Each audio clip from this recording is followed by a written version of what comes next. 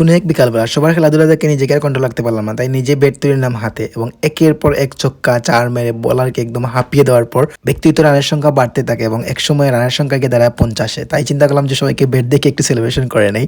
তারপর এত বলের যে অবস্থা খারাপ হয়ে যায় যে বলকে ট্রিটমেন্ট দিতে হয়, সো বলের হচ্ছে ট্যাপ মেরে আবার রেডি হই এবং আস্তে আস্তে বোলিং শুরু করি। বোলিং করতে করতে মানে বারবার হচ্ছে অনেকটা উইকেটও পেয়ে যাই। খেলোয়াড় হিসেবে আমি নিজে খুবই ভালো না, আবার খুব বেশি খারাপও না, মোটামুটি আর কি এভারেজ বলা যায় আর কি। তারপর হচ্ছে ফ্রেন্ডদের সাথে খেলে খুব বেশি ভালো লাগতেছিল। ফিল্ডিং বোলিং কিংবা ব্যাটিং করতে অনেক ভালো লাগতেছিল, নিজেকে একদম এক্সপ্লোর করতে ভালো লাগতেছিল, সবার সাথে খেলা করে মানে মজার একটা মুভমেন্ট ছিল।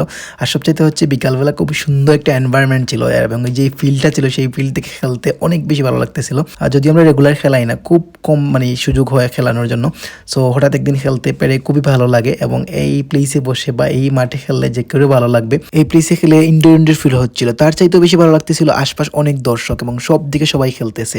এমন একটা পরিবেশে থাকতে পেরে খেলতে পেরে খুব বেশি ভালো লাগতেছিল। টু বি অনেস্ট, খেলার জন্য তেমন একটা সুযোগ হয়ে ওঠে না এবং যখনই সুযোগ পাই খেলার জন্য তখনই মনে হয় যে না, আগের যেন ফিরে যাই। Where will be no responsibilities except playing with friends. যাই হোক, বিকালটা অনেক সুন্দর কাটে ফ্রেন্ডদের সাথে খেলাধুলা করে মজা করে। এমন বিকাল তো সব দিন আসে না। সময়টা সত্যি ছিল enjoyable as well as memorable. Tata.